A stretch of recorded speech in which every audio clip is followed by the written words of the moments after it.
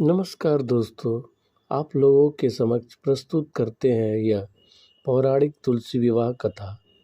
एक बार भगवान शिव ने अपने तेज को समुद्र में फेंक दिया था। उससे एक महा तेजस्वी बालक ने जन्म लिया। यह बालक आगे चलकर दैत्य सम्राट जालंधर नाम से जाना गया और इसकी राजधानी का नाम भी जालंधर नगरी ही पड़ा। जालंधर का विवाह वृंदा नामक एक सुंदर स्त्री से हुआ था। जालंधर महाशक्तिशाली राक्षस था। उसने माता लक्ष्मी को पाने के लिए युद्ध किया, परंतु समुद्र से ही उत्पन्न होने के कारण माता लक्ष्मी ने उसे अपने भाई के रूप में स्वीकार किया। वहां से जब वह पराजित हुआ तो वह जाकर श्री माता पार्वती जी की लालसा से वह कैलाश पर्वत पर गया। उसने महादेव का रूप धारण करके माता पार्वती के पास पहुंचा, परंतु मां ने अपने योग बल से उसे तुरंत पहचान लिया और उसके बाद माता वहां से अंतर्ध्यान हो गई। माता क्रोधित हो गई और यह बात श्री हरि विष्णु जी की जाके वह बता दी। जालंधर की पत्नी वृंदा अत्यंत पतिव्रता स्त्री थी।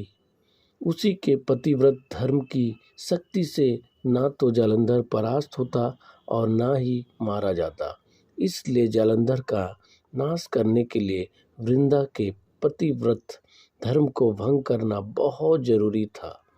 इसी कारण भगवान श्री हरि विष्णु ऋषि का वेश धारण कर वन में पहुंचे, जहां वृंदा अकेले भ्रमण कर रही थी। भगवान के साथ दो मायावी राक्षस भी थे, जिनको देखकर वृंदा डर गई। श्री हरि विष्णु ने पल भर में दोनों राक्षस को भस्म कर दिया। उनकी शक्ति देखकर वृंदा ने कैलाश पर्वत पर महादेव के साथ युद्ध कर रहे अपने पति जालंधर के बारे में पूछा। ऋषि ने अपने माया जाल से दो बंदर प्रकट किए। एक बंदर के हाथ में जालंधर का सिर था और दूसरे बंदर के हाथ में जालंधर का धड़। अपने पति की ऐसी हालत देखकर वृंदा बेहोश होकर गिर गईं। होश में आने के बाद वृंदा ने ऋषि जी से कहा कि वह उसके पति को जीवित कर दे। भगवान श्री हरि ने अपने चमत्कार से फिर जालंधर का सिर धड़ से जोड़ दिया, परंतु स्वयं ही उसके शरीर में प्रवेश कर गए। वृंदा को इस बात का थोड़ा भी आभास नहीं हुआ। जालंधर बने भगवान का के साथ वृंदा पतिव्रता का व्यवहार करने लगी, जिससे उसका अस्तित्व खराब हो गया। ऐसा होते ही वृंदा का पति जालंधर युद्ध में हार गया। इन सारी लीलाओं का जब वृंदा को पता चला, तब वह क्रोधित हो गई और उन्होंने जाके श्री हरि विष्णु को श्राप दे दिया। अपने भक्त के श्राप को भगवान ने स्वीकार किया और तब जाकर वह शालीमार पत्थर के रूप में अपने आप को धारण कर लिए। जब भगवान शालीमार बन गए, तब सृष्टि में असंतुलन हो गई। यह देखकर सभी देवी देवताओं ने वृंदा से प्रार्थना की कि वह भगवान श्री हरि विष्णु जी को श्राप मुक्त कर दे। तब वृंदा ने भगवान को श्राप मुक्त कर दिया।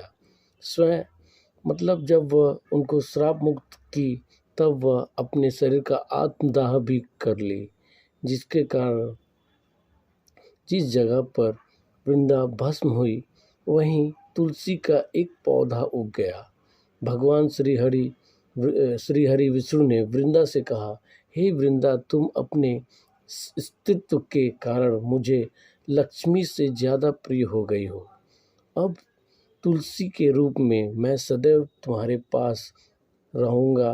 तब से हर साल कार्तिक महीने के देव उत्थान एकादशी का उस दिन तुलसी विवाह के रूप में मनाया जाता है।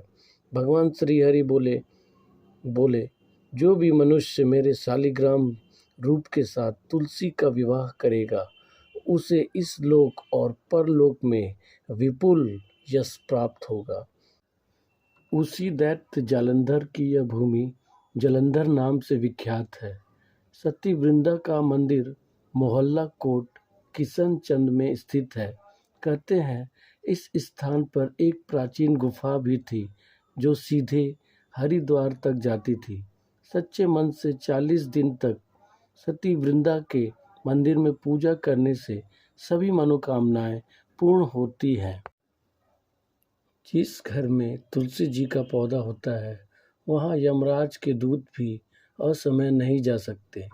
जिसके प्राण मंजरी रहित तुलसी और गंगा जल मुख में रखे जाते हैं वह पापों से मुक्त होकर बैकुंठ धाम को प्राप्त होता है। जो मनुष्य तुलसी व आंवलों की छाया में अपने पितरों का श्राद्ध करता है उसके पितृ मोक्ष को प्राप्त हो जाते हैं। तो इस कारण से श्री हरि विष्णु जी को तुलसी मैया से विवाह करना पड़ा था। तो यह रही श्री हरि विष्णु और तुलसी माता की विवाह की कहानी। तो सच्चे दिल से बोलिए तुलसी मैया की जय।